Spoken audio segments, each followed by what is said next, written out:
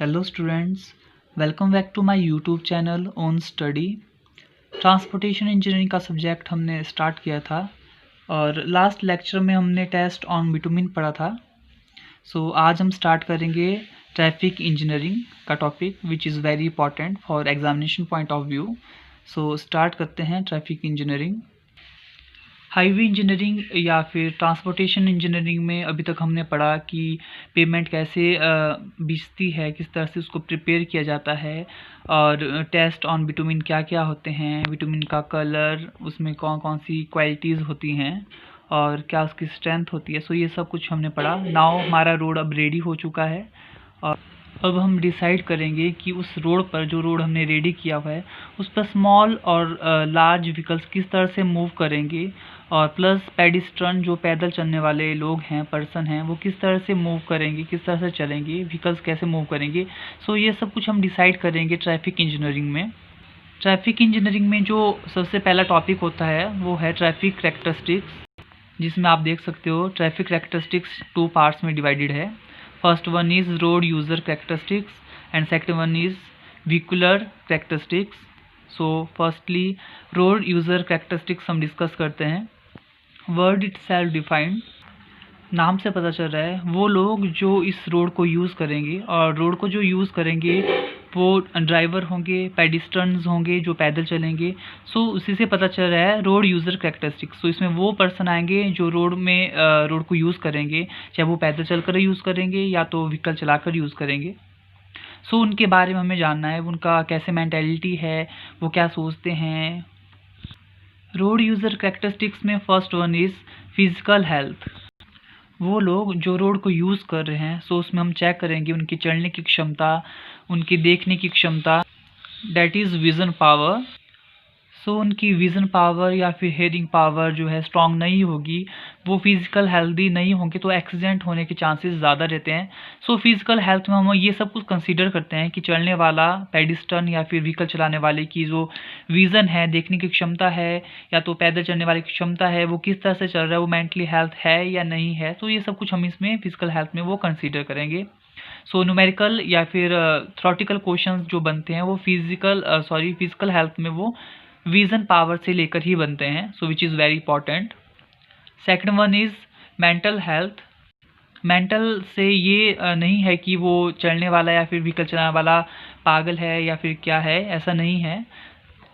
Mental health से पता चल रहा है कि जो व्हीकल चला रहा है उसे नॉलेज है, व्हीकल चलाने की उसे नॉलेज है। ऐसा नहीं कि वो ऐसे ही बैठ गया है व्हीकल चलाने के लिए फोर्सफुली।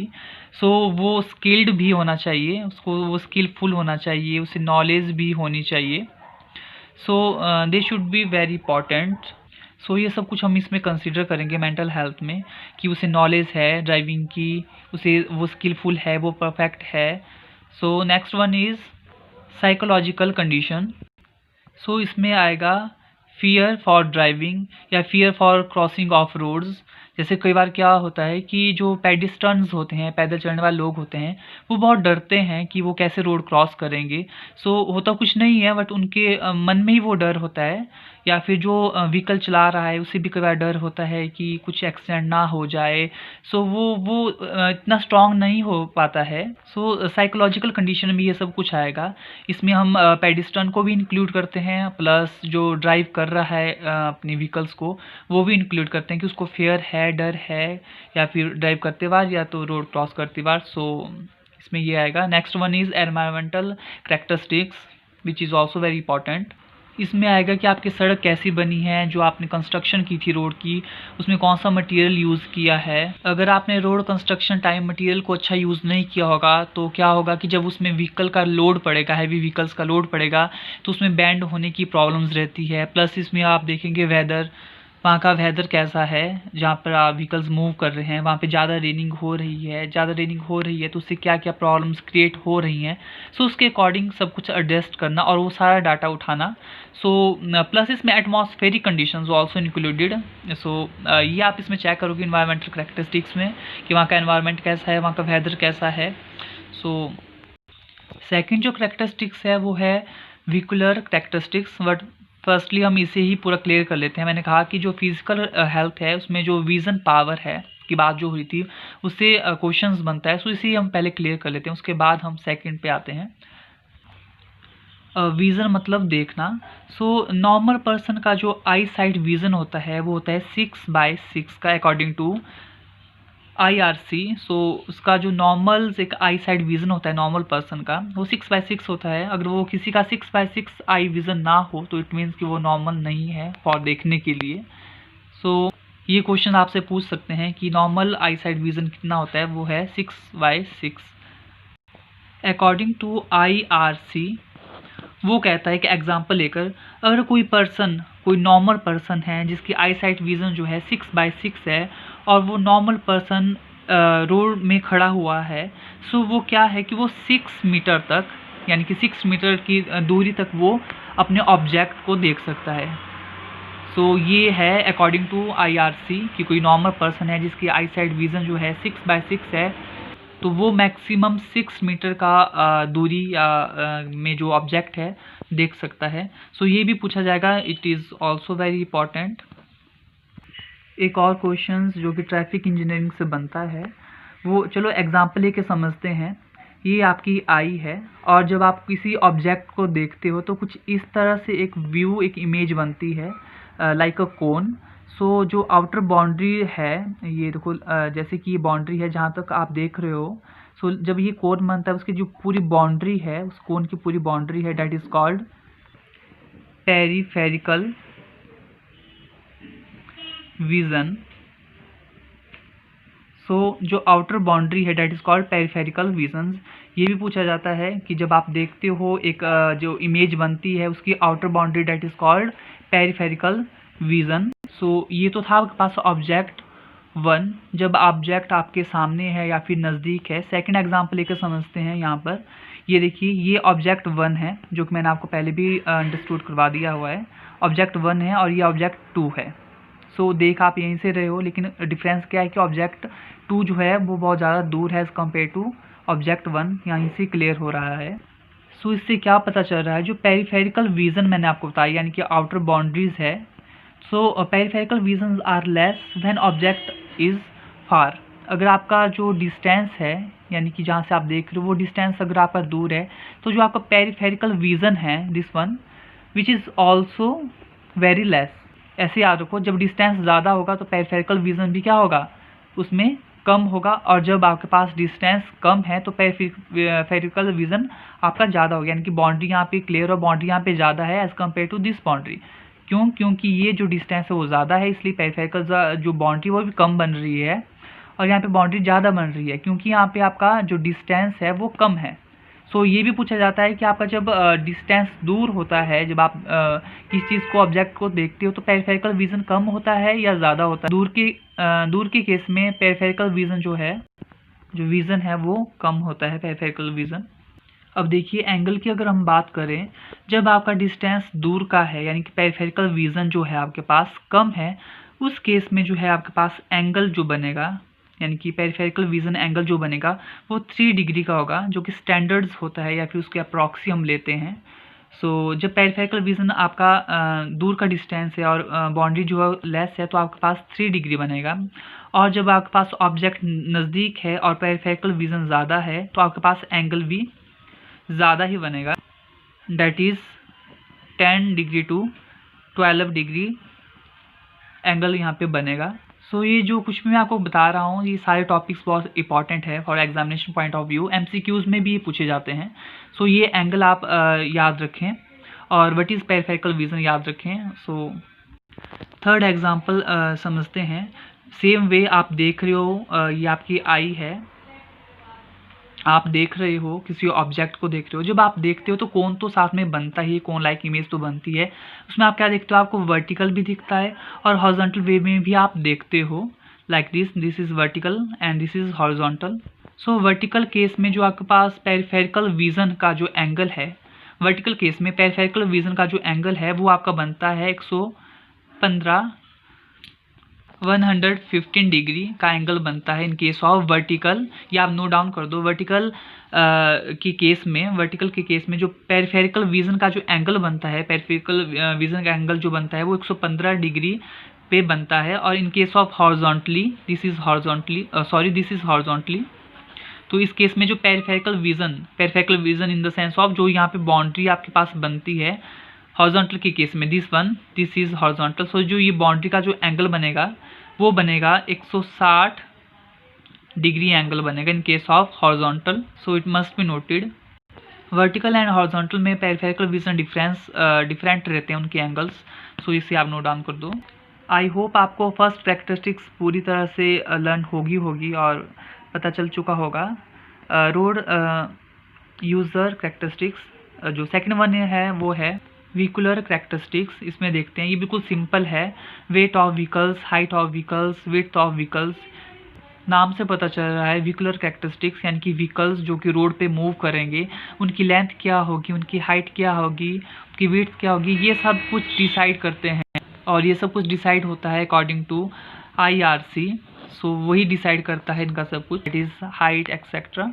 सो ये आप नोट डाउन कर दो। मैक्सिमम वेट जो रहती है व्हीकल्स की according to IRC, maximum width of vehicle, इससे कम भी हो सकती है लेकिन ये मैक्सिमम की बात हो रही है। Maximum width of vehicles 2.44 metre. उसके बाद मैक्सिमम, मैं शॉर्ट में कर रहा हूँ, मैक्सिमम हाइट ऑफ व्हीकल जो है वो है 4.75 मीटर।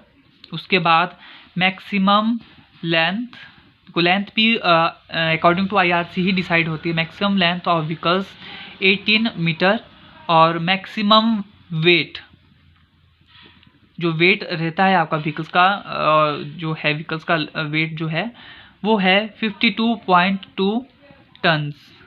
सो इसे आप नोट डाउन कर दो। Maximum weight of the vehicles 52.2 tons. It is clear to all. I hope आप सभी को समझ आ रहा होगा। इस वीडियो में आपको ये मैंने पूरा ट्रैफिक इंजीनियरिंग को कवर करवाना है, सो आप इस वीडियो को एंड तक देखिएगा और बहुत इंपॉर्टेंट है। गाइज ये टॉपिक जो है पूरा थ्योरी की तरह है, तो आप इसको एज अ स्टोरी की तरह समझिए और इंटरेस्टिंग भी है। इसमें जो एक और इम्पॉर्टेंट टॉपिक है वो है ब्रेकिंग टेस्ट, यानी कि जो आपके पास व्हीकल की ब्रेक है, जो गाड़ी है उसकी ब्रेक्स किस तरह से काम कर रही है, वो काम कर भी रही है नहीं कर रही है, और कितनी टाइम में आपका व्हीकल स्टॉप हो रहा है। सो आप इस डायग्रामेटिकली समझ सकते हो। सो ये आपके पास एक व्हीकल है। सो जो ये व्हीकल है, जब इसमें हमने ब्रेक अप्लाई किया हुआ है, यानी कि जब आप व्हीकल्स को रोकना है, ब्रेक हमने यहाँ पे अप्लाई किया हुआ है, तो जब आपने इस पॉइंट पर ब्रेक को अप्लाई किया हुआ है लेकिन आपका जो व्हीकल है वो स्टॉप हो रहा है इस पोजीशन पर।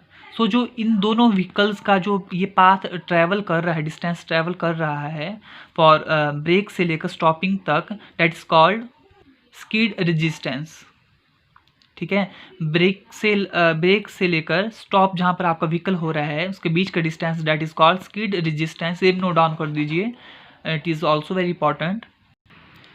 सो if we calculate skid resistance that is F, so due to it we calculate frequencies also. Frequency in the sense of कि ब्रेक कैसे वर्क कर रही है और कैसी ब्रेक्स है व्हीकल्स की। सो अगर हम स्किड रेजिस्टेंस यानी कि F को अगर हम कैलकुलेट कर रहे हैं, उसके हेल्प से हम जो फ्रिक्वेंसी है व्हीकल्स की, सो उसे भी कैलकुलेट कर सकते हैं।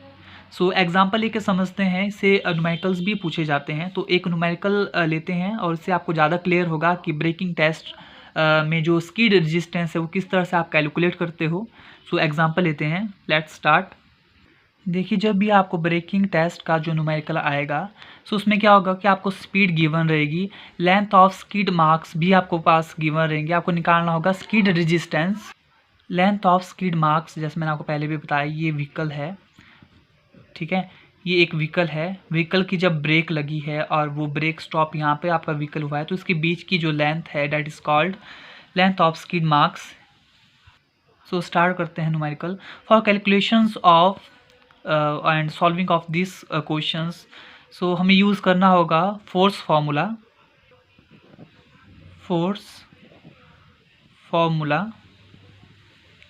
आपने पढ़ा होगा F equal to small ma mass into accelerations and force F। अब हम इस फोर्स को कन्वर्ट करेंगे, क्योंकि जब आपके पास व्हीकल चल रहा है तो व्हीकल का कोई वेट होगा और वेट है तो मतलब फ्रिक्शंस भी उसमें है। सो इसे हम लिखेंगे WF, capital WF equal to MA, mass into acceleration. Mass into acceleration को हम W divided by G into A लिख सकते हैं। सो W से W कैंसिल हो जाएगा और बचेगा क्या, F is equal to A upon में G। ये फॉर्मूला यूज होगा for the calculations of skid resistance, important है। This is force and this is A for accelerations. अब एक्सेलरेशन का मतलब होता है speed, but we brake the vehicles, so acceleration को कन्वर्ट करेंगे हम रिटार्डेशन में, क्योंकि जब हम यहाँ पे हो क्या रहा है, व्हीकल्स को हमने स्टॉप किया है, उसमें ब्रेक लगाई हुई है, तो स्पीड को हम कन्वर्ट यानी कि एक्सेलरेशन को कन्वर्ट कर देंगे हम रिटार्डेशंस में। और G की वैल्यू हमें पता है जो कि स्टैंडर्ड्स रहती है ग्रेविटेशन फोर्स की। इसे देखिए, A को अगर हम कॉमन ले लेते हैं, A is equal to F into G। Now equations of motion are comes, that is v square is equal to u square plus 2as। v square है आपके पास फाइनल स्पीड, यहाँ पे मैं लिख लेता हूँ फाइनल स्पीड जैसे कि आपको पता है, और ये आपके पास इनिशियल स्पीड है, और ये s आपके पास है लेंथ ऑफ स्किड मार्क्स। देखिए जो फाइनल स्पीड है आपके पास वो ज़ीरो ही होगी, क्योंकि जब आपने ब्रेक अप्लाई किया है वो स्टॉप हो रही है, तो यानी कि स्पीड स्टॉप हो रही है, यानी कि ब्रेक जो आप अप्लाई कर रहे हो स्पीड स्टॉप होती है, इट मीन्स कि वो ज़ीरो होगा। तो v स्क्वायर हमने ज़ीरो ले लिया equal to u square as it is रहेगा प्लस 2। जो ये a है, a को हमने कैसे लिखा है, a इजकल टू FG, तो हम यहाँ पे FG पुट कर सकते हैं, और ये s एज इट इज़ रहेगा। It is clear. Now rearrange the values, minus u square equal to 2FGS, कुछ नहीं किया है, बस यू स्क्वायर यहाँ पे पॉजिटिव था, दूसरी साइड जाकर ये नेगेटिव हो जाएगा। सो अब हमें कैलकुलेट जो करना है वो F कैलकुलेट करना है, डेट इज़ स्किड रेजिस्टेंस। तो F को कॉमन ले लेते हैं, F is equal to u square, F is equal to u square upon 2GS। अब यू स्क्वायर आपके पास गिवन है, मीन जो भी आपके पास स्पीड गिवन रहेगी वो आपने यू स्क्वायर में यहाँ पे डालनी है। 2 इंटू जी की वैल्यू आपके पास आपको पता है 9.8, एंड एस आपके पास स्किड मार्क्स हैं जो कि ऑल्सो गिवन है आपके पास, length of skid marks given रहेगा, वो वैल्यूज़ आप इसमें डालोगे और ये फार्मूला के थ्रू स्किड रेजिस्टेंस आप निकाल दोगे। सो ये जो फार्मूलेज हैं इसको आप चाहे डायरेक्ट भी आप यूज़ कर सकते हो, या वैसे तो ये पूरी डेरिवेशन है। सो ये स्किड रेजिस्टेंस का फार्मूला एंड दिस फार्मूला, और जो आप सबसे पहले आपने इसमें फोर्स फार्मूला यूज़ किया, उसके बाद आपने जो फार्मूलेज इसमें निकले हैं सेकंड वे में आपने इक्वेशन ऑफ मोशन को यूज़ करते हुए आपने इसमें स्किड